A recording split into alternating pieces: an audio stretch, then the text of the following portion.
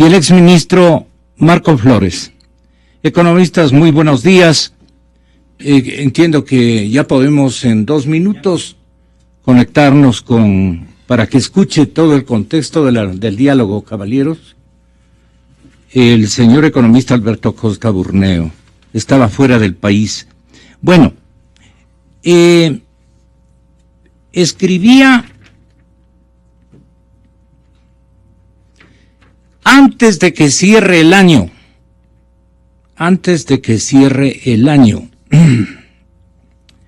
escribía la sin salida del presidente.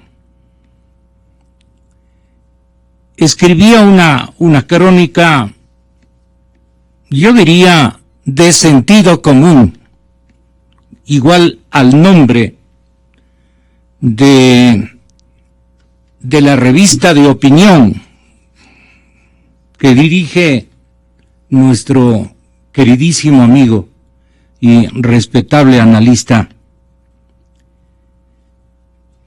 Y se preguntaba, ¿qué hace Correa sin plata? ¿Qué está haciendo? De octubre para acá. Bueno, de octubre para acá dice jugar a pastor religioso. Es lo que hizo en la sabatina de este sábado 9. Ya no tiene cómo llenar las casi 4 horas de su monólogo preferido. Ha decidido entonces, como dicen los franceses, a amueblar el tiempo. El presidente se repite, ostensible y absurdamente. Usa los mismos lemas, las mismas palabras, los mismos lugares comunes. No habla del presente, habla del futuro, habla del 2017, pero evocando el pasado de su gobierno, recordándolo, acariciándolo. Lo que hizo cuando tenía tanta plata, eso requiere que recordemos todos. Lo que hizo cuando tenía mucha plata, mucho dinero. ¿Él sabe cuánta agua está entrando al Titanic? Lo sabe por los sondeos de opinión que no le doran la píldora. Su estrategia apunta a frenar la tendencia. Sin plata, su línea de comunicación no tiene por blanco el bolsillo de los electores, sino sus corazones. Ahora no vacila en hablar de amar y ser amado, de ser feliz pensando en hacer feliz a los demás. En claro, ha movido la línea política hacia el lado más afectivo del electorado, el de los buenos deseos, para tiempos de Navidad, para tiempos de fin de año. El objetivo ya no es negar la crisis. El objetivo ya no es negar la crisis, ni tampoco su pérdida de popularidad. Si quieren, les dice, si quieren no voten por nosotros. Lo que busca es morigerar la caída de las cifras políticamente sensibles, evitar que se junten, por ejemplo, impopularidad y crisis. Hay bombas de tiempo que pueden explotar en forma impredecible y en cualquier momento. 2 pedidos incluye el presidente en su mensaje. 2 pedidos. No dudes de la revolución ciudadana. No creas en los traidores de siempre. Eso nos dice. Y es evidente que habla en prioridad a su electorado más afín. Por eso destaca el buen corazón del pueblo ecuatoriano, pero critica su credulidad, la facilidad con que a sus ojos se deja engañar. Esta es una crónica de José Hernández, una crónica de sentido común. Ese argumento totalmente reversible implica una confesión de su lado. Una mayoría de la opinión está criticando el manejo económico, o dicho de otra manera, dice Hernández, las fórmulas propagandísticas que desarrolló su gobierno tras la visita del Papa para evadir la responsabilidad de la crisis ha dejado de funcionar. Eso explica por qué Correa ha decidido hablar al oído de esos electores que hoy dudan. ¿Cuánto le hemos fallado? Los otros mienten, y no para mentir. No se asusten ante las dificultades. Oigan, escuchen nomás la política de los charlatanes. Hay que oír la política inteligente en vez de la charlatanería. Esto es lo que literalmente menciona en su comentario el doctor Hernández.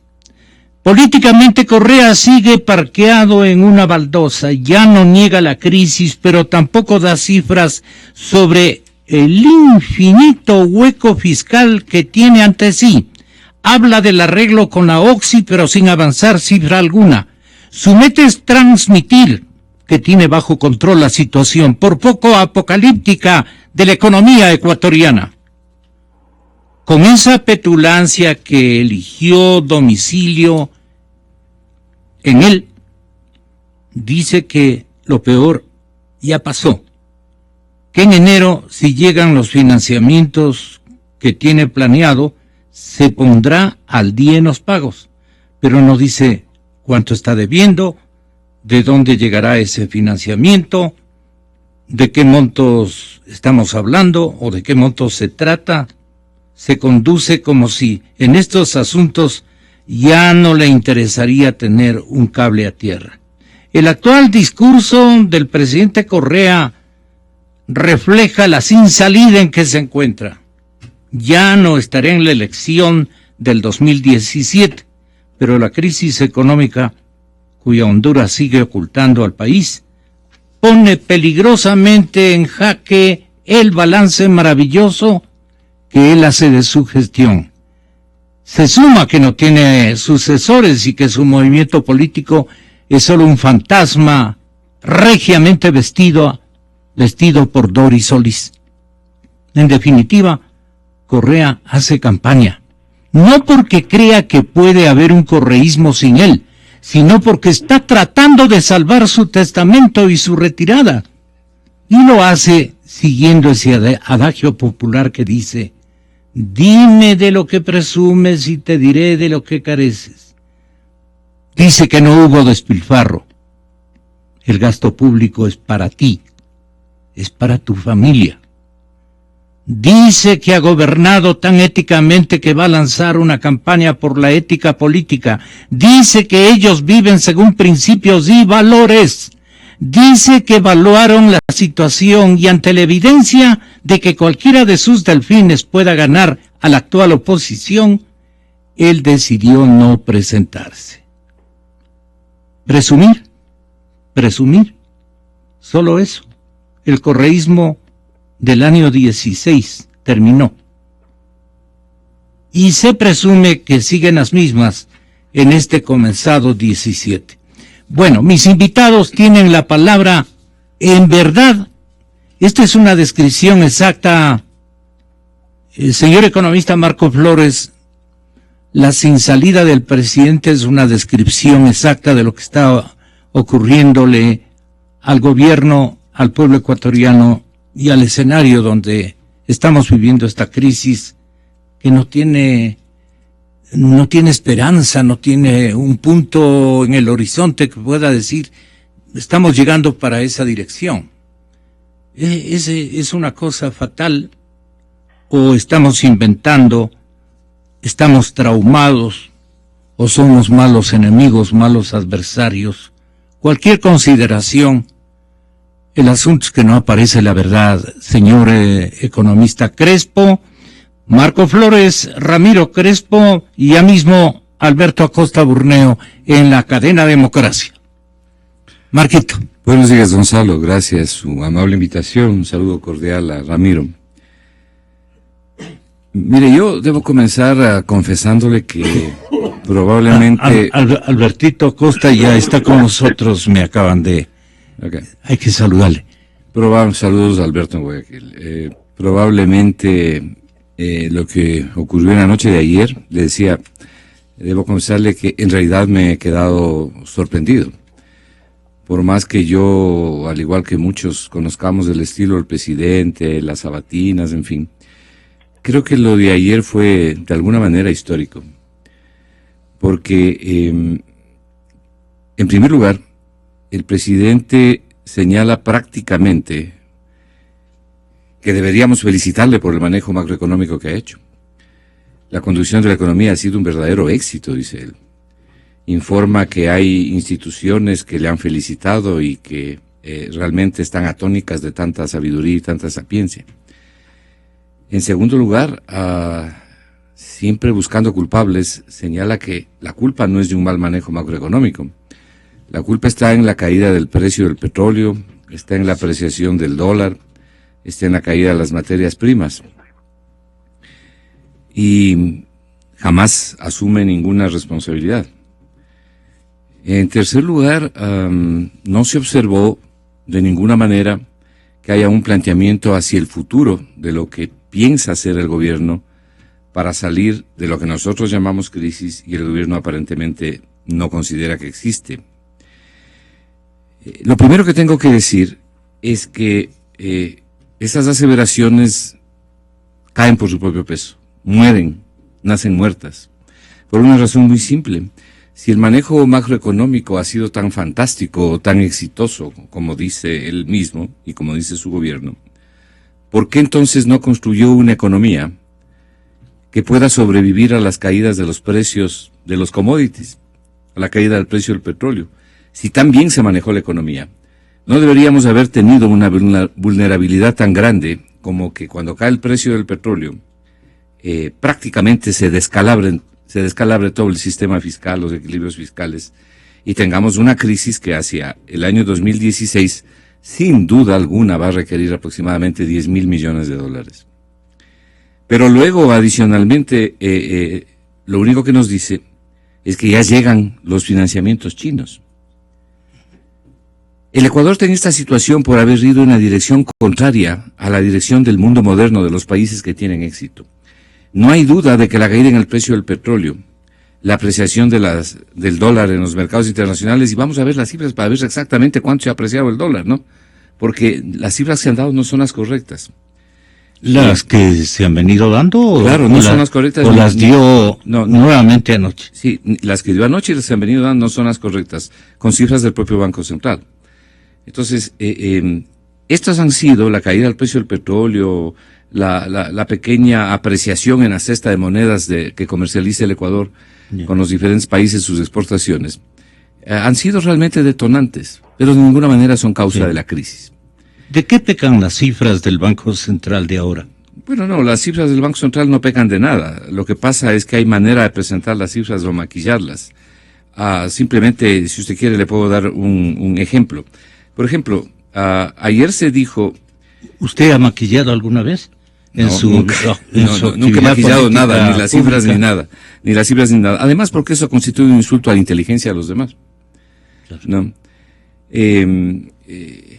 Si usted observa, por ejemplo, en lo que tiene que ver con la apreciación del dólar, que el gobierno señala que es una de las causas fundamentales de la mala situación económica que vivimos, usted verá, de acuerdo al índice del tipo de cambio real que publica el Banco Central.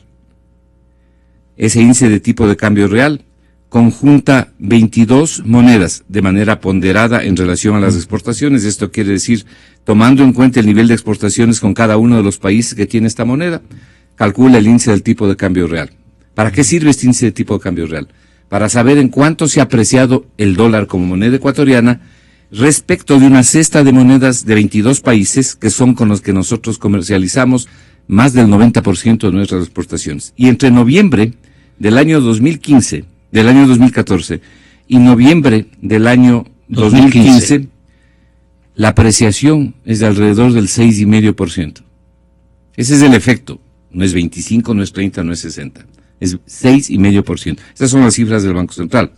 Si usted quiere tomar lo que ha pasado con Colombia, es decir, bilateralmente, lo que ha pasado con Perú, eso es otra cosa. Pero lo que al Ecuador le interesa, desde el punto de vista macro, es ver lo que pasó en su conjunto. Y eso lo publica el Banco Central, no lo publico yo. Pero le decía a Gonzalo que de lo que se nos ha hablado es de que ya vienen los nuevos créditos, los desembolsos. De China. De China y no sé de dónde más. Sí hay uno de renegociación de Rusia que está en camino, pero lo veo verde respecto al proyecto hidroeléctrico Toach-Pilatón. Bueno, pero lo importante aquí donde es parece que ha habido ahí un buen manejo. Sí, bueno, lo importante aquí es señalar que la economía ecuatoriana, en este caso las finanzas públicas, se están sosteniendo en buena medida con deuda pública y con impuestos, es decir, con la peor combinación posible, porque no se sostiene con mayor crecimiento económico, sino con más deuda y con más impuestos. Las salvaguardas tienen que ser desmanteladas hasta el mes de junio, y yo no tengo duda de que el gobierno va a inventar algún nuevo impuesto, alguna nueva tasa o sobretasa, o va a subir el impuesto a la salida de divisas. Me parece que algo va a ser, uno puede más o menos presumir eso, que algo va a ser en el sentido de crear nuevos impuestos o nuevas tasas. Sí, con respecto al capítulo del financiamiento, el señor presidente les dijo a sus contertulios, y la pregunta de una vez, los contertulios o entrevistadores que llevó o ha traído desde el exterior, no ha estado de paso pues el señor Padilla. Ahí le han invitado a este programa. Bueno, están libres de hacer aquello. Pero repreguntaron, ubicaron las cosas donde hay que ubicarse como periodistas, es la interrogante. A mí si me deja usted una oportunidad para yo ejercitar una pregunta réplica o algo por el estilo, yo le formulo, yo no tengo ningún problema porque es mi obligación. No le dejo pasar, pues, sea quien fuere el entrevistado. Pero entendamos que las cosas no son así en el moderno periodismo desinteresado, aparentemente. Bueno, él dijo sobre financiamiento del presupuesto anoche. Tengan la bondad de escucharle. Me refiero al señor presidente de la República. Excelentísimo señor, si es que lo estuviera mencionando en su crónica el pájaro Febres. El señor presidente de la República dijo lo siguiente. ¿De dónde va a financiarse este gobierno este año? Eso mismo decían, ¿se acuerdan, en el 2015? ¿Sí o no que se decía? ¿Y cuánto consigue el financiamiento en el 2015, Fausto? 6.400 millones de dólares. Nosotros hemos hecho este presupuesto 2016 con cero de ingreso petrolero. Tenemos la estimación del barril de petróleo más baja de todo el continente. La hemos estimado lo más baja en todo el continente, $35 por barril. Nadie le ha acertado a la proyección del petróleo, por si acaso. Si llega a $20 estaremos preparados, pero lo hemos estimado a $35, que es la estimación más baja de todo el continente. Eso significa cero de ingreso petrolero para el gobierno central. ¿Por qué? Porque todo se va a importación de derivados, reposición de costos a las petroleras y preasignaciones a gobiernos municipales. Nosotros nos queda cero. Y ya está identificado todo el financiamiento, que incluso es mucho menor, sensiblemente menor que el 2015, porque siempre lo dimos al país. En caso de problema, nosotros financiamos todo el ingreso petrolero para financiar inversión. No toda la inversión es con ingreso petrolero, también ingreso tributario, pero todo el ingreso petrolero que consideramos ingreso no permanente, algún rato se acaba, es para gasto no permanente, para inversión. ¿No? Entonces dijimos, en caso de problema, se va a ajustar el programa de inversión. Eso es lo que hicimos en el 2015 y lo hemos hecho más fuertemente en el 2016. Y ya el financiamiento está identificado y es mucho menor que el que conseguimos en el 2015, dicho sea de paso. Pero, ¿no escuché bien o no me ha dicho de dónde? China ya está contratado, ya nos vienen los desembolsos, ya nos han llegado los desembolsos, dicho sea de paso. Es que para usted China está en problema de que no está creciendo al 8%, sino al 6%. Usted sabe el tamaño de la economía china. Pero estos Además, con China tenemos un acuerdo, ya firmamos un acuerdo de marco político, más allá de lo simplemente financiero, económico, ¿no? Asistencia recíproca, etcétera. Entonces nosotros somos ejemplo de la relación con China para el continente y ese ya está firmado. Y aparte, Fausto, ¿cuánto nos ha llegado de China ya? Con China vamos a firmar, este mes estamos firmando aproximadamente unos 3.000 millones de dólares. El resto son deudas que ya están firmadas de años anteriores. Ya son desembolsos en marcha. Y el resto, presidente, es aproximadamente 2 puntos del PIB, que es financiamiento interno, que es rollover de las deudas internas que normalmente se pagan. Con eso se financia el presupuesto del 2016 y por consiguiente nosotros vamos a seguir trabajando fuertemente en conseguir y buscar los plazos. Exa FM. O sea que no necesitan de ningún otro préstamo, ni los 10.000 millones que usted señalaba, economista Flores. Le dejamos eso en pendiente hasta darme una vueltita con sus contertulios. Vamos a Guayaquil, Alberto Acosta Burneo. ¿Está financiado entonces?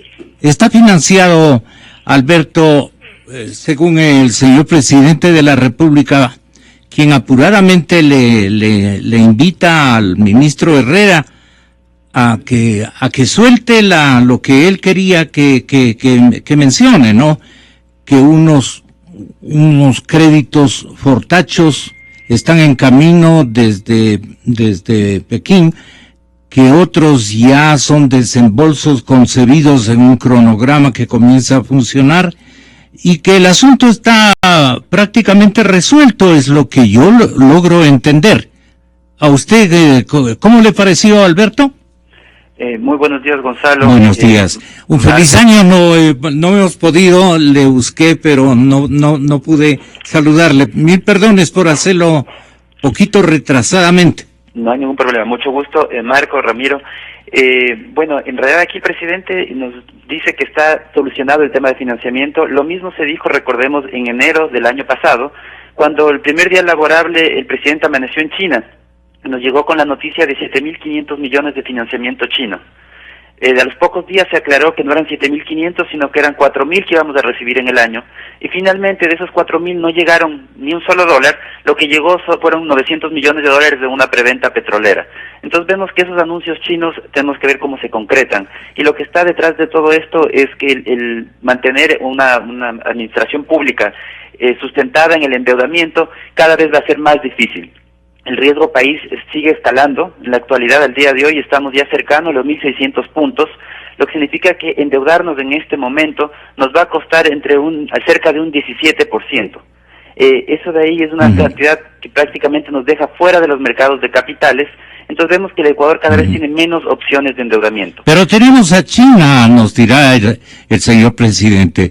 El problema es que no sabemos ¿cuáles son los condicionamientos que han establecido no de recién, sino desde hace algún tiempo? El desconocimiento es supremísimo en el ámbito económico de las autoridades de control y peor de la ciudadanía en términos generales, y mucho peor de ustedes los versados en esta materia. ¿Por qué no informa en qué condiciones prestan los chinos? ¿Usted conoce algo al respecto, economista? Bueno, no ha habido mucha transparencia en ese tipo de contratos, definitivamente es una realidad, y vemos que además en los últimos años China ha dejado de ser tan activa en el financiamiento. Nosotros siempre contábamos, y el gobierno contaba con que la carta china iba a poder funcionar indefinidamente, y vemos que el año pasado no nos funcionó la carta china como esperábamos. Hay que ver si es que se la juega en este año, y en este año sí nos funciona. En todo caso, no podemos estar esperanzados que el futuro del Ecuador, para mantener este modelo, pueda sostenerse con el endeudamiento chino. Porque si conseguimos, será algo de lo que se está proponiendo en este momento, pero no es algo que se puede repetir adelante. Y ahí quisiera yo hablar un tema de fondo de la presentación de ayer. Tenga la bondad, muchas gracias. Del debate del presidente. Él no nos dio una visión de futuro, y en eso coincido con lo que decía Marco. Para el futuro lo que nos plantea es decir, voy a hacer lo mismo que hice en el pasado. Entonces, por un lado, me llamó mucho la atención que diga que en el sector público ya hizo su tarea, y porque el petróleo representa solamente el 10% de los ingresos, y que por el lado del sector privado es donde tienen que hacer la tarea. Yo quisiera recordar ahí a la ciudadanía que el sector privado sí ha hecho su tarea y ha tenido ya que sufrir el ajuste durante todo el 2015. O si no, ¿qué ha sido esa reforma tributaria que empezó a regir el 1 de enero del año pasado, en la que se redujeron las posibilidades de deducción, entre otros temas, para la publicidad? Esos son al final costos que pagan las empresas y que se transfieren a los ciudadanos. ¿Qué fue las salvaguardias? que no fue otra cosa que cargarle a los ciudadanos con un costo adicional de alrededor de 3.000 productos. Todo eso es el ajuste que ya ha ido viviendo el sector privado y que el gobierno ahora continúa ajustándole al sector privado, solicitándole, por ejemplo, en este momento, la eliminación de los impuestos, de los subsidios a los combustibles, los subsidios a la energía eléctrica. Todos esos son costos que vamos a pagar los ciudadanos a través de los productos que compremos. Entonces ya el ajuste se está realizando, el sector privado ha ido perdiendo empleos adecuados durante todo el año. En el primer trimestre del año pasado se perdieron 10.000 empleos adecuados. En el segundo trimestre se perdieron 70.000 empleos adecuados en relación al mismo trimestre del año anterior, estamos hablando del empleo urbano, y en el tercer trimestre, último dato disponible, fueron otros 10.000 empleos que se han perdido. Es decir, en el sector privado ya se ha hecho ajuste durante todo el año, a diferencia del sector público, donde el presidente puede darse el lujo de decir, no voy a despedir un solo funcionario, no va a haber despidos masivos. ¿Y cómo lo logra? ¿Cuál es la magia? La magia es cargando de más impuestos o de más costos del sector privado para que financie ese tipo de actividad. Entonces tenemos también que hubo la moratoria tributaria el año pasado, otra manera de obtener recursos del sector privado hacia el sector público. Entonces vemos cómo esa es la política que está aplicando el gobierno y que nos plantea en adelante, nos dice, bueno, además ahora en adelante vienen otros impuestos, viene el impuesto a la herencia, viene el impuesto a la plusvalía. Viene el anticipo de la renta, del impuesto a la renta, que la directora del Servicio de Rentas Internas dice que no afecta a la liquidez del empresariado adicionalmente. Definitivamente el impuesto al anticipo a la renta de una renta que no van a tener las empresas, muchas de ellas no las van a tener, ciertos sectores probablemente sí, otros no. Porque estamos en contracción, claro. Muy afectados por la crisis, estamos en una recesión, la economía se ha contraído por 2 trimestres consecutivos. Entonces es claro, hay sectores que están disminuyendo sus ventas aceleradamente y que la manera de ajustarse es a través de una reducción de empleo, la manera de reducir sus costos. Desgraciadamente ese es el mecanismo que tienen en el corto plazo. Entonces me extraña y estoy totalmente en desacuerdo que se diga que el sector privado no ha hecho el ajuste, que todo el ajuste ya lo ha hecho el sector público. El ajuste en el sector público, tanto así que no se ha hecho que en el año pasado, en los últimos datos que había disponibles, el gasto corriente siguió incrementándose a pesar de la difícil situación económica. Entonces vemos que el sector público no ha hecho su ajuste por el lado del gasto corriente, sí ha hecho un ajuste por el lado del gasto de inversión, pero el gasto corriente se mantiene intacto y vemos que ahora para este año, para poder financiar ese abultado gasto público, se requiere de un financiamiento, inicialmente se ha hablado de 6.600 millones, es lo que dice la proforma, vemos que eso de ahí se puede elevar por los atrasos que se acarrean del año pasado y probablemente el financiamiento esté cercano a los 10.000 millones de dólares que requiere el Estado para pasar este año. Entonces vemos cómo el ajuste está entero por realizarse en el sector público y vamos a llegar a un momento en el que ya el patear el problema para adelante sea imposible y el ajuste se transforme en inevitable. Y eso es lo que se debería evitar en la política pública. Se necesita un cambio del chip en la política pública. Ya la bonanza se acabó, entonces una administración exitosa no es la que mejor o más eficientemente reparte la riqueza que nos llega al país a raudales. Eso ya se acabó. Ahora no llega esa riqueza, sabemos que en este momento una administración pública exitosa va a ser la que sepa generar un ambiente de confianza más adecuado para que el sector privado genere riqueza. Y esa es una administración pública exitosa. Ya no es repartir recursos abundantes, petrodólares, esa ya no es el objetivo de la administración pública en este momento, es generar ese ambiente de confianza para que el sector privado pueda generar riqueza. El papel del sector público ya ha sido cumplido. Ahora le corresponde al sector privado. En esta circunstancia le pregunto a Ramiro Crespo si el presidente está incurriendo en una mentira. Le repito, nosotros ya hemos cumplido con nuestro rol. Nosotros ya hemos hecho lo que debíamos hacer como sector estatal o sector público. Ahora les corresponde a los privados. ¿Está mintiendo o usted se queda con una media de las dos circunstancias? Porque cabe. No, yo no creo Ramiro, bienvenido, buenos días. Muy buenos días, saludos a la audiencia, saludos a Marco, a ti Gonzalo, Alberto. a Alberto, feliz año a todos. Yo creo que tenemos que tener mucho cuidado de no caer en el juego que viene mucho del gobierno, de descalificar a la, digamos, la contraparte, identificar al interlocutor, etcétera. Por ejemplo, ayer uno de los periodistas mencionó lo que dos economistas y banqueros muy importantes, y exbanqueros muy importantes, notables diría yo, como personas y como profesionales, mencionó que lo que habían dicho en relación a las reservas bancarias, y el presidente dijo que eso viene ahí, que el análisis era flojo y que eso es porque decían porque son banqueros. Yo creo que prefiero no calificar. Lo que sí quiero decir es que el sector público tiene una función básica, que es precisamente o una de las funciones básicas es el gasto contracíclico. Este gobierno, en la época de bonanza, gastó mucho. Ahora, en la época de vacas gordas, gastó mucho. Ahora estamos en época de vacas flacas. Quiere ahora que el sector privado gaste mucho.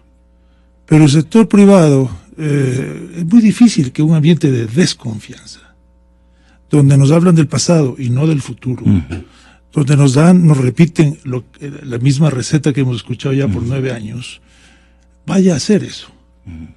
Entonces, y aparte que coordinar a los múltiples participantes del sector privado es mucho más difícil, ¿no?, que coordinar a la rama del Ejecutivo para hacer el gasto contracíclico. Por ejemplo, cuando en Estados Unidos, en el año 2007-2008, hubo la crisis inmobiliaria, bancaria e inmobiliaria, y hubo el famoso credit crunch, o sea que nadie se prestaba a nadie porque desconfiaban la calidad de la cartera que podría tener la contraparte.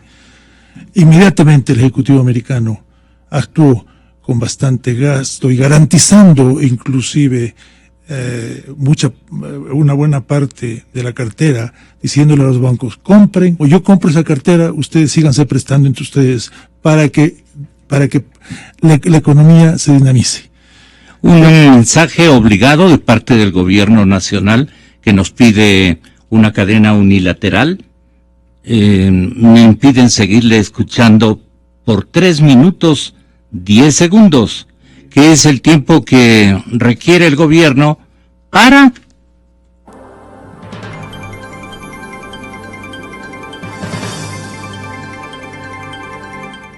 En ocasiones, sorprende cómo ciertos medios de comunicación dan apertura a actores políticos para difundir falacias que confunden el criterio de los ciudadanos. Por ejemplo, la semana pasada en Radio Democracia, Gonzalo Ortiz aseveró falsamente que por decisión del gobierno, el Ministerio de Educación pidió eliminar la materia de historia en escuelas y colegios. Han suprimido la historia como materia, tanto en el ciclo básico como en el bachillerato. Le fundieron, ya no existe la materia de historia. Le fundieron en una materia que se llama Ciencias Sociales, donde se ve geografía, donde se ve cívica, donde historia del Ecuador se va a ver en un trimestre. Acuérdense que nosotros, tal vez ya estamos mayores, pero nosotros teníamos 1 año de historia del Ecuador en 6º grado y 1 año de historia del Ecuador en 6º curso, pues. Ahora van a ver en un trimestre la historia del Ecuador. ¿Por qué? Porque desprecian a la historia. Ellos se sienten fundadores, pero ahora se van a encontrar con que esa historia les va a tomar cuentas. Sí. Señor Ortiz, la materia de historia o asignaturas asociadas son impartidas en todos los grados del nivel de básica y cursos del nivel de bachillerato, de acuerdo al currículo en vigencia desde hace 5 años. Por eso, en honor a la verdad, el viceministro de Educación, Freddy Peñafiel, procede a aclarar. En el Ecuador tenemos un currículo nacional en vigencia ya 5 años, en el que la historia se enseña no solamente en algunos de los años, sino que además es un eje transversal de pensamiento y de reflexión sobre todas las actividades que suceden alrededor del individuo. Por ejemplo, en 6º año de educación general básica se maneja la historia del Ecuador, desde la época aborigen hasta la Gran Colombia. En 7º año, la época republicana completa. En 8º se analiza la realidad actual del Ecuador. En 9º, historia de América Latina y el mundo. Y en 10º se analiza el mundo contemporáneo. En el bachillerato, lo que se revisa en la actualidad dentro de la asignatura de historia y ciencias sociales va desde la época aborigen hasta los problemas geopolíticos del mundo global. Es decir, la historia sí se enseña en el currículo nacional, señor Ortiz. A usted le bastaría ingresar a la página web del Ministerio de Educación para ver el currículo completo. Le bastaría ingresar a la página web del Ministerio, señor Ortiz, para revisar los libros de texto que utilizan nuestros estudiantes de todos los años. Son públicos y están a su disposición. E informarle que el currículo nacional además está en un proceso de revisión y cambio, y que en septiembre del 2016 vamos a tener un nuevo currículo nacional, en el que también la historia será una de las partes más importantes. Los estudiantes van a tener un acercamiento distinto a la historia para comprenderla como una serie de procesos que van determinando lo que somos. Esta es la verdad de las infamias montadas por el señor Gonzalo Ortiz, que la ciudadanía debe conocer, porque ya es hora de que exista ética en la política de los opositores.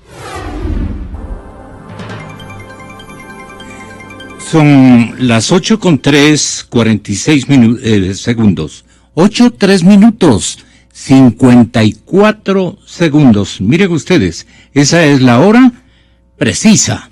En Cadena Democracia, señoras y señores, devuelvo la palabra al señor economista don Ramiro Crespo. Esta interrupción se llama boomerang en cualquier parte del planeta. ¿Por qué se llama boomerang? Porque para eso interrumpieron. ¿Qué comentarios elaborará la ciudadanía? Claro. Sí, yo creo que cualquier profesor, cualquier padre de familia, si oye a Gonzalo Ortiz Crespo, que es primo mío, le escucha este comentario, por último le pregunta al hijo, oye, ¿te están enseñando historia o no te están enseñando historia? Pero aquí tenemos un ejemplo del sistema en que vivimos. Primero nos interrumpen con algo que no deberían interrumpirnos. Fuera de foco. Fuera de foco. Segundo, nos obligan a escuchar. Y seguramente si yo cambio el canal, la estación, también escucho. Tercero, utilizan el comentario de infamias y de falta de ética. O sea, le están descalificando a una persona como Gonzalo Ortiz Crespo, que lo que más tiene es integridad. Podrá estar equivocado, pero eso no quiere decir que es una infamia, eso no quiere decir que es falta de ética. ¿Qué tipo de gente estamos educando? Alguien me decía, yo a mis hijas, cuando habla el presidente Obama, o a mis hijos, cuando habla el presidente Obama, ¿no?, les dejo que vean el programa. Yo me puedo ir a hacer cualquier otra cosa, que le vean al presidente Obama, porque saben que están aprendiendo una gran lección de un tipo superior. Pero cuando habla el presidente Correa, me siento que me tengo que sentar al lado, y deberían poner antes de las sabatinas una calificación que diga, este programa los jóvenes lo deben ver acompañados de adultos. Porque no nos pueden educar a nosotros descalificando al adversario. Yo ya te digo honestamente, ya estoy hasta la coronilla de 10 años de insultos. A mí no me han insultado, gracias a Dios, pero de oír insultos a otras personas. Entonces sí creo que es hora, y especialmente la prensa pública, los medios de comunicación pública, es hora los cepillos de que se actúe con gran elegancia, honestidad e integridad, y que realmente se tome en cuenta que más importante en muchos casos que el crecimiento económico, etcétera, es el ejemplo que se nos da. Y este es un muy mal ejemplo para las juventudes. Entonces yo sí creo que realmente ya es hora de que esto se acabe. Pero volviendo al tema que estábamos hablando. Para retomar el punto, me parece que resulta importante, además en búsqueda de una onda igualitaria en el programa. Yo sí quisiera que se digne todo el auditorio de escuchar al señor presidente de la República los datos que él dio sobre el crecimiento de la economía ecuatoriana en comparación con países muy vecinos, caso Colombia y caso el Perú. Aquí está lo que dijo el presidente anoche. ¿Por qué Perú, Colombia, que también son exportadores básicos de commodities, no están sufriendo tanto como Ecuador? ¿Sufriendo qué? Pues digan. Porque nuestra tasa de desempleo es mucho más baja que la de Colombia y Perú. La disminución de la pobreza es mucho más grande en Ecuador. Ecuador es de los 3 países más equitativos en este momento de América Latina. Entonces, defíname qué sufrimiento. No tener las altas tasas de crecimiento tal vez de esos países. Hay que ver si eso se traduce en bienestar. Puede haber mal crecimiento, puede haber conceptos vacíos en economía. Bueno, pero entonces, sin lugar a dudas, aquí están los estudios internacionales. Ecuador es el que mejor ha transformado el segundo petrolero en bienestar, lo dicen estudios internacionales. No, pues, pero ese es el pasado, el pasado está muy bueno, la pregunta es ahora, en este momento. Pero usted sabe lo que es crecimiento, pues es un flujo, no es stock. Entonces usted me está hablando del pasado estábamos aquí, ahora estamos acá. No, totalmente. Tenemos el problema estando acá, es el ejemplo que siempre le doy al pueblo ecuatoriano. Antes del gobierno, era como una familia que vivía en una casita de caña, en un terreno ilegal, sin educación ni salud para sus hijos, y encima el jefe de familia pierde su trabajo y se queda en la miseria, sin comer. Ahora somos una familia de clase media, con una casa de cemento, 2 pisos, un carro, terreno legalizado, hijos con educación, salud. Tenemos un problema, tal vez nos quedamos sin empleo, el jefe de familia, pero tiene tarjeta de crédito para seguir subsistiendo. Pero el país está en otro nivel. Usted me está viendo los flujos, no me está viendo la acumulación, el stock, y usted sabe lo que le estoy hablando. Y a nivel de stock, el país está en otro nivel, totalmente. Totalmente. La pregunta que Ecuador ya cambió, sin duda. Ya se me acabó, la pregunta es el sostenimiento y cómo lo vamos a hacer para después. Pero si pasamos este bache, y Ecuador tiene todas las capacidades para seguir adelante. Calculamos que en el 2018 ya tendremos equilibrio fiscal. Exa FM. ¿Le convenció al señor Padilla, el señor presidente? Usted estaba en uso de la palabra, ahora sí, en materia. Básicamente, entonces el Estado es el que tiene que hacer el gasto contracíclico. Y en este momento el Estado no tiene el dinero para hacer el gasto contracíclico y es muy difícil coordinar a un sector privado para que haga el gasto contracíclico que no le compite, compete, mejor dicho, que no le compete, porque obviamente con todos estos mensajes que escuchamos, con todo este ambiente que se crea en el país, con este ambiente de antagonismo, de represalias, de represalias, de incertidumbre, etcétera, etcétera, la gente tiene recelo. Le doy un ejemplo. De opinar. Y de invertir. Y de invertir. Le voy a dar un ejemplo. Eso es lo principal. En países como Europa, Estados Unidos, la gente cuando invierte por seguridad, invierte en su país. Cuando invierte con mayor riesgo, por rentabilidad, invierte fuera. Por ejemplo, en el Ecuador. ¿Ok? En el Ecuador está pasando lo contrario. La gente cuando invierte por seguridad, invierte afuera. Cuando invierte por riesgo, invierte en el Ecuador, o porque vive aquí. Y el mismo presidente lo dijo ayer. 30.000 millones de dólares dicen que hay en los bancos suizos de ecuatorianos. La pregunta que yo me haría es, ¿por qué los ecuatorianos ponen en un banco suizo probablemente con intereses negativos en vez de invertir en este milagro ecuatoriano que nos dicen que es? Esa es la pregunta que nos debemos hacer. Muchas gracias, economista. Exministro Flores, aquí resulta indispensable que apelemos al tema de las reservas. El tema de las reservas es sumamente importante este preciso instante, porque el que logra adueñarse de un nivel de confianza más o menos pasable, como solemos decir aquí, invierte, se apoya en alguna certeza. Y la certeza vienen a ser las reservas. Y la principal preocupación que han tenido los analistas, desde nuestros y ajenos en el buen sentido de la palabra, fuera del contexto de nacionalidad ecuatoriana, ha sido ese, de que el Ecuador no tiene un punto de apoyo, que es un epicentro de una crisis global. No tienen que apoyarse.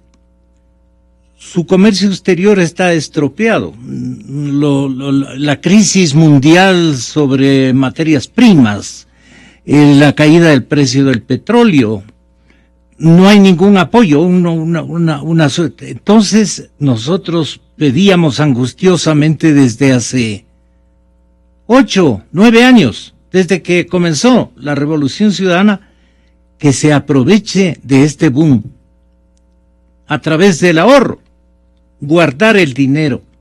Guarde, señor presidente, mensaje permanente de esta emisora, por ejemplo, no de tanta influencia, pero sí contactada por la mayor parte del pueblo quiteño, que reparte opinión hacia el resto de las provincias. Y ahora con las ventajas tecnológicas también, ya con una teleaudiencia o como se llame, bastante significativa en provincias. Pero bien, ese ha sido un mensaje permanente de todos ustedes. Analista que ha venido acá y estarán guardando. Y luego, parece que no están guardando, están gastando como locos. Y luego, ¡qué barbaridad! El gasto público es tremendo. ¿Y a ustedes qué les importa? Todo va a la idea de que esto es para los pobres. Eso es lo que nos refiere hasta este momento. Entonces, la parte del señor presidente sobre las reservas, quiero hacer escuchar al economista Marco Flores. El debate que tuvimos hace un par de meses, decían que no llegamos a diciembre. Sí. No solo que llegamos a diciembre, pagamos a tiempo los décimos, pagamos el sueldo. Hubo un problema con cierta parte de los maestros, pero fue porque el Ministerio de Educación no subió a tiempo la nómina, no fue por falta de liquidez. Se pagó por primera vez en historia los bonos, los bonos de deuda soberana, los bonos 2015, 650 millones de dólares, que no sacaron dinero, pero se redujo reserva. ¿Qué espera después de tremendos pagos? Que aumente la reserva, un absurdo económico. Ah, pero irresponsable porque las reservas no cubren los depósitos. Es no entender nada del sistema dolarizador. Las reservas en dolarización están en manos del público. No se necesita reserva para respaldar una moneda nacional. ¿Qué constituyen las reservas, como se llaman ahora en el Banco Central?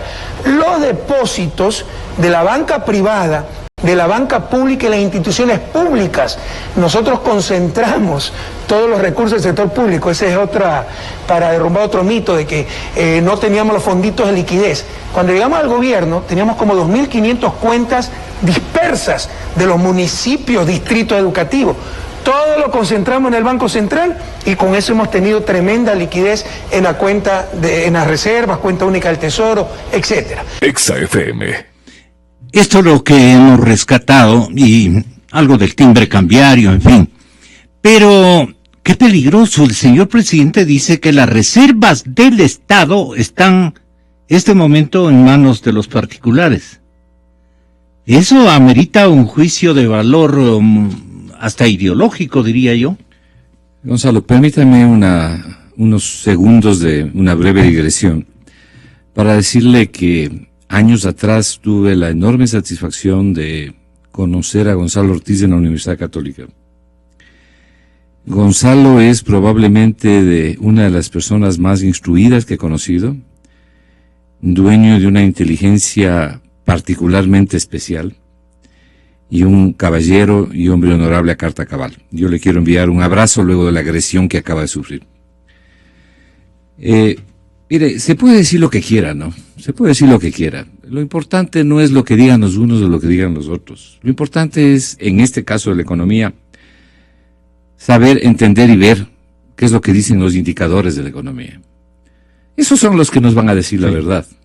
Los indicadores muestran una foto de la economía, en este caso de la economía ecuatoriana, en determinado momento. Pero le preguntan qué es de las reservas, presidente. Me voy a referir a eso. Entonces, los principales, podemos pasar revista a los principales indicadores de la economía ecuatoriana para ver quién está diciendo las cosas que son ciertas, si se apegan o no a las realidades. Podemos ver lo que están diciendo varios organismos internacionales del Ecuador que no precisamente les felicitan. Es decir, podemos pasar revista a esto. Sobre las reservas, mire, el gobierno resolvió modificar la legislación y eliminó los 4 sistemas que tenía el Banco Central y que garantizaban un equilibrio, por ejemplo, entre los activos y los pasivos. Eso se modificó, y se modificó para permitir, entre otras cosas, que el Banco Central entregue dinero a la banca privada y al Ministerio de Finanzas, coloque dinero, entregue dinero a cambio de papeles, de bonos, en fin. Y eso es lo que ha venido ocurriendo. En determinado momento, el Banco Central llegó a entregar más de 5.000 millones de dólares de la reserva a la banca pública. Pero, ¿cuál es el rol que tiene que jugar la Reserva Internacional, como ahora se llama, la Reserva Internacional, en dolarización? El rol fundamental es garantizar, salvaguardar, proteger los depósitos que están en el Banco Central por parte del sector privado, de la banca privada fundamentalmente, y del sector público, que se llaman reservas bancarias. Cualquier persona sabe que en dolarización esa relación debería ser al menos 1 a 1. Si las reservas bancarias de los privados y los públicos, vamos a decir en el Banco Central, es de unos 3.000 millones o 4.000 millones, pues eso sería al menos lo que debería tener el Banco Central en fondos líquidos o que puedan convertirse en líquidos de manera puntual e inmediata, para garantizar, entre otras cosas, la dolarización, que en el Ecuador lleva 16 años, pues no se ha creado el día de ayer. Esto de decir de que sí hay que garantizar las reservas de la banca privada, pero no las reservas en definitiva al sector público, porque es plata del propio sector público, es nuestra misma plata, bueno, comporta un grave peligro, porque las instituciones públicas también giran, pues. Las instituciones públicas también necesitan sacar los recursos para atender sus necesidades. O sea, hay necesidad de tener la plata en el Banco Central para eso. Además, porque lo que se requiere es otorgar, imprimir confianza en los actores económicos, las empresas, las familias, en fin, los inversionistas nacionales y extranjeros, sobre la solvencia que tiene un país. Si el Ecuador no tiene fondos ahorrados, lo menos que puede tener es una reserva monetaria sólida. Y si va a invertir una parte de la reserva, ha de invertirla de manera razonable y prudente, salvaguardando las necesidades o los eventuales momentos de necesidades que puedan presentarse para poder cubrirlos. Lo que ha ocurrido ahora, a finales del mes de diciembre, es que el Banco Central ha entregado parte de las reservas bancarias al Ministerio de Economía, seguramente a cambio de algún papel, de algún bono, en fin. Y en ese momento, por primera vez, dentro de los 16 años de dolarización, las reservas bancarias son inferiores a la relación 1 a 1 que se debía haber tenido. Es decir, no tiene el Banco Central las reservas necesarias para cumplir y cubrir la totalidad de las reservas bancarias si estas fueran requeridas en su totalidad. Pero le acabo de explicar cuál es el rol en dolarización de esas reservas bancarias. Ok. En un estudio del economista y exministro Marco Flores, que yo lo ubiqué, usted dice, es impresentable para el gobierno ecuatoriano que se oiga esto en presidencia, para que no distorsionemos.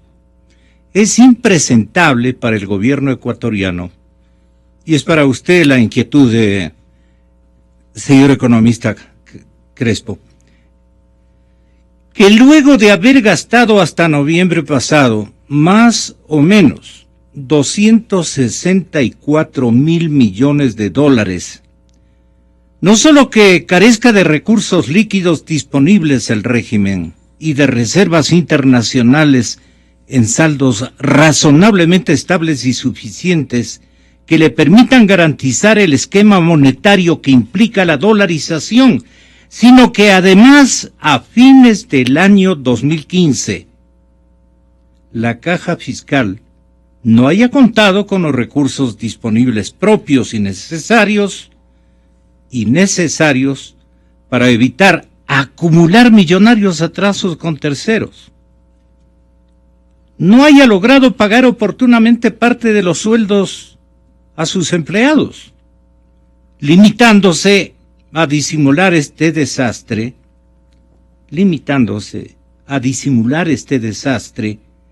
con incrementos en el saldo de la deuda pública.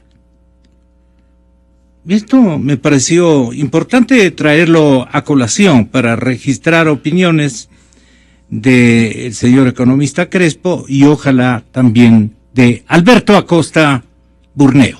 Tenga la bondad economista. Antes de nada, primero quisiera agradecer a Marco por las frases de solidaridad con mi primo, Gonzalo Ortiz Crespo. Y también quisiera decir algo, ¿no? Yo creo que nosotros debemos, como sociedad civil, decir, ¿no? Como decía Cicerón, ¿hasta cuándo, Catilina, abusarás de nuestra paciencia? Yo creo que realmente están abusando de nuestra paciencia con este tipo, con esta forma de ser. Y estoy indignado. En cuanto a lo que al acerto que ha formulado el exministro. Yo dije aquí, perdón, pero estoy indignado. Yo dije aquí hace muchos años que yo había preguntado en mi oficina a mis ejecutivos,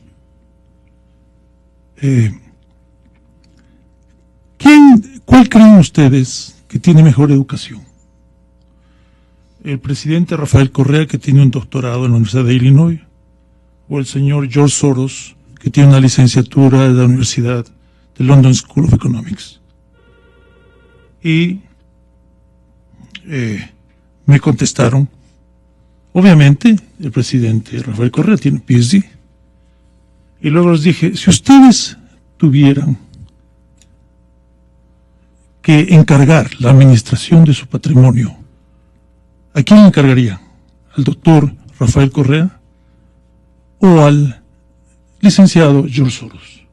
Todos me dijeron el licenciado George Soros. Yo creo que lamentablemente el Ecuador escogió equivocadamente y le encargó al doctor Rafael Correa, que realmente no ha tenido una agenda económica. Como dije en una presentación anterior, ha tenido una agenda política. Y la agenda política era gastar, gastar, gastar, hasta poder pasar todas las enmiendas a un pueblo embobado, hasta tener la reelección indefinida. Entonces, y yo creo que eso es lo que pasó. Pero ocurrieron, como mencioné la vez pasada, algunos factores. Uno, que bajó el precio del petróleo antes de lo que se esperaba. Dos, Venezuela fue un pésimo ejemplo. Los ecuatorianos asociamos, hasta el más humilde de nosotros, piensa que Venezuela es falta de papel higiénico, y a lo peor. Tercero, que la dolarización está cumpliendo precisamente los objetivos por los cuales se la puso, que era, en definitiva, evitar precisamente estos desmadres, salidas de madre por el abuso de la política. Y cuarto, el hecho de que el presidente Obama, muy inteligentemente, decidió tratar de eliminar el embargo a Cuba y conversar con los líderes cubanos para mejorar las relaciones, etc. Con eso inclusive se acabó este ícono que tienen el ALBA, UNASUR, etc. O sea, ya no, porque obviamente la política exterior ecuatoriana, por ejemplo, ha sido hacer lo que le gusta a Cuba y lo que le molesta a Estados Unidos. Assange, Snowden, el voto por Corea, etc. Ahora, entonces no es que la gente no sabía lo que tenía que hacer, sino que se la jugaron por el control total de la sociedad ecuatoriana. Y el precio del petróleo bajó, etc. Por eso estamos en la situación que estamos. ¿Cómo es posible que teniendo nosotros demandas en el CIADI, apelando a esa demanda, al fallo por el tema de la Oxy, ¿no? Luego no estemos preparados, no tengamos una provisión para pagar los $1.000 millones que estamos pagando, y tenemos prácticamente un revólver en la 100 puesto por la Oxy de que nos va a meter un juicio porque ya está en Nueva York todo listo, en caso de que no cumplamos, no nos va a meter un juicio. ¿Cómo es eso posible? qué falta de previsión. A un gerente de una empresa, cualquier empresa que se negocie en el mercado de valores, etcétera, tiene que provisionar. ¿Usted cree que la Chevron, la mal hablada Chevron, no tiene una provisión por el caso de Texaco en el Ecuador, empresa a la que compró? La tiene que tener, porque si no sería totalmente irresponsable, aunque la piensen ganar. Pero cuando ya, inclusive nosotros sabíamos que habíamos perdido en primera instancia y estábamos apelando, y conseguimos lo que conseguimos es seguir perdiendo, pero reducir. Entonces, o sea que no tenemos la previsión de los 100 millones. Esa plata, si no sabíamos, en noviembre no estaba claro cómo se iba a pagar a la Oxy. Pero parece que ya se ha pagado. Los 650 millones que se le pagó por la deuda externa, que está muy bien. Porque no se sabe de dónde se sacaron, pero parecería que ya no. Sí se sabe. Por tú dices lo de Schlumberger. De Schlumberger y la plata de la Reserva Monetaria. Entonces, claro. Entonces, ¿qué es lo que...? Aparte, una cosa adicional, es que si uno no quiere tener ahorros, porque cree que es importante invertir,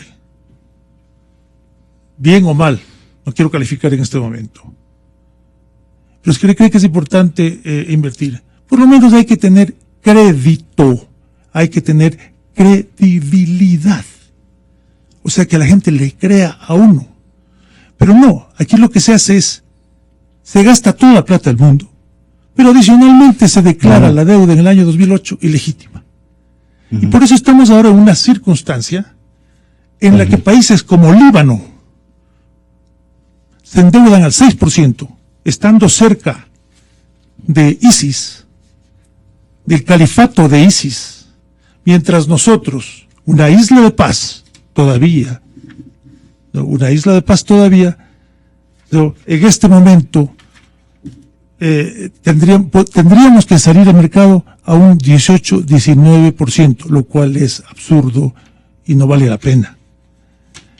Entonces, si uno no tiene ahorros, por Dios, hay que tener muy buena reputación, hay que tener credibilidad, hay que tener crédito. Crédito viene de la misma raíz griega que creer. También tome en cuenta que el ministro Herrera, que yo creo que es un tipo que está haciendo, una persona que está haciendo un enorme esfuerzo por regresar al Ecuador a los mercados y así diversificar de esta dependencia que nos quita soberanía de China, nos quita soberanía con China. El ministro Herrera no dice que el dinero está aquí. Prendado o cosas. No, pero perdón, el ministro, oiga bien lo que dice. El ministro lo que dice es, vamos a firmar en el primer trimestre. Y lo que dice Alberto Acosta, ya nos dijeron en enero del año pasado que había 7.000 millones. Dijo, sí. Ahora nos está diciendo 3.000, porque dice, vamos a firmar 3.000 millones. El ministro Herrera no se puede dar el lujo de decir cualquier cosa, porque luego los mismos inversionistas que tienen innumerables analistas le van a aumentar el riesgo país. Entonces yo creo, y un tema último, señor, es conocido que ayer el presidente dijo que hay una correlación directa entre la baja del precio del petróleo y el aumento del riesgo país. Pero cuando era ministro de Finanzas, decía que había que eliminar los fondos de ahorro, porque los fondos hacían que suba el precio de la deuda y se reducía el riesgo país. Entonces imagínense ahora, con el petróleo bajando, pero con fonditos, por lo menos hubiéramos tenido una cobertura, una protección contra este aumento notable del riesgo país que nos deja sin opciones. Y en el último caso, y con esto concluyo, cuando yo estudiaba en Estados Unidos, me acuerdo que se criticaba mucho a las agencias de desarrollo de los países desindustrializados y a las compañías multinacionales, porque precisamente nos hacían préstamos, pero con condiciones, que tenían que comprar productos de Estados Unidos o de Europa, etcétera. Entonces hay un libro inclusive que se llama Alcance Mundial, Global Reach, de Richard Barnett, sobre ese tema, cómo las multinacionales, conjuntamente con los gobiernos, prestaban para luego venderles. Y lo que no cobraban en intereses, cobraban en precios más altos porque había mucha dependencia del que se tenía que endeudar y contratar con la misma empresa del país al que le prestaba. Eso es lo que se está haciendo con China. Y en ese escenario endureció su, digamos, su actitud contraria a los Estados Unidos y al país y a los países del primer mundo, el señor presidente Correa. Vea, ahora con los chinos prácticamente están haciendo Pero lo mismo. estamos haciendo lo que los llamados gobiernos progresistas, que yo creo que la prensa tiene que revisar esa terminología. No, lo que los llamados, porque muchos de esos gobiernos progresistas son más bien fascistas, pero la gente que criticaba precisamente lo que hacían los países desarrollados está haciendo con China precisamente lo mismo. ¿Dónde está la coherencia? Eso es lo que yo pregunto. Muy bien. Nos quedamos con este documento tan significativo, economista Flores, para los próximos días. Y hoy vamos a analizar el problema de las hidroeléctricas y vamos a analizar también el crédito que se le está solicitando un adicional a la nación rusa para terminar el proyecto Toachi-Pilatón. Entonces se está buscando una ampliación de estos créditos. Gonzalo, 5 segundos quisiera me permita decir algo. Luego, solamente anticipo la presencia de Mae Montaño y César Rodríguez en la cadena Democracia para analizar temas políticos en los próximos minutos. Me decía, economista, mil perdones. Sí, habrá la oportunidad de pasar revista a los indicadores económicos para ver quién nos felicita, cuál es la verdadera realidad cuál es la realidad de la economía ecuatoriana. Pero solamente quiero concluir con algo. Yo creo que el presidente de la República puede ganar muchas elecciones, pero que tiene mucha fuerza política. Pero hay una batalla que no puede ganar y que de hecho ya la está perdiendo. No le puede ganar a la economía. La economía sí le pasa la factura. El problema es que en esa factura caemos todos.